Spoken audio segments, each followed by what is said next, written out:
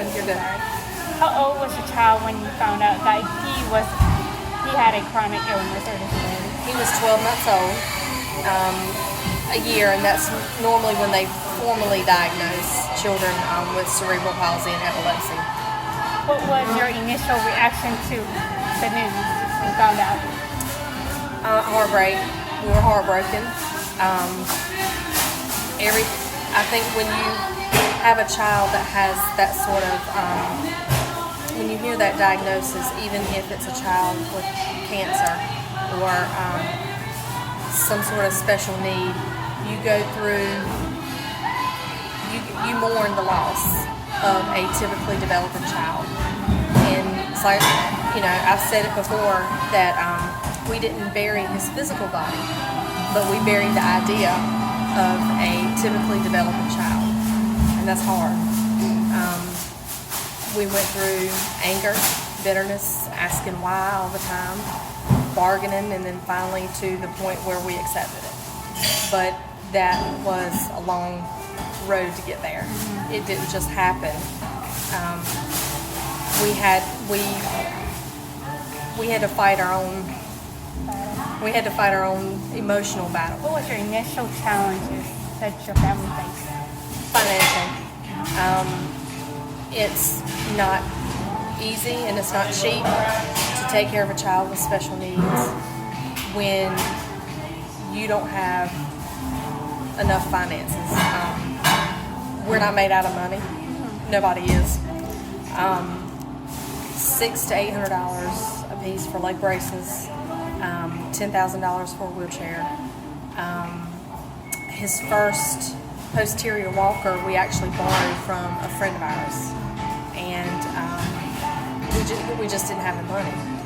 But the waiting list to get on the CAP-C program was about 5 years, and Graham was maybe 6 years old when we finally got financial help. So that's the biggest part is financial. We have an older child. His name is Nathan. He's 11 years old. He'll be 12 in May.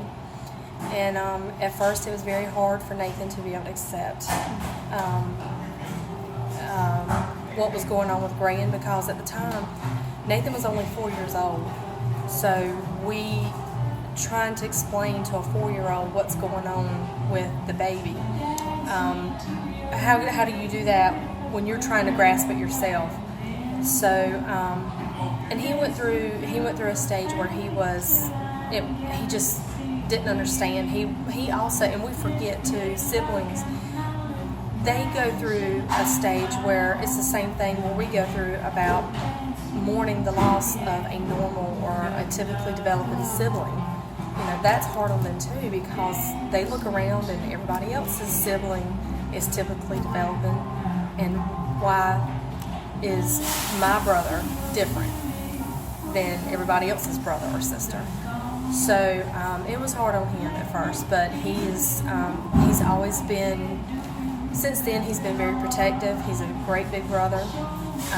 He loves to help out, and we have tried to involve him as much as we can in Graham's care, and I think that made a difference with him, just letting Nathan also know that he was just as important, and that we love him and we look out for him just as much as we do for Graham.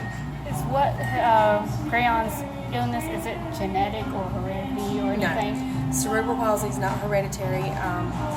What happened to him is a result of a brain hemorrhage that he had at birth, and it's not usually progressive, and it's not usually regressive.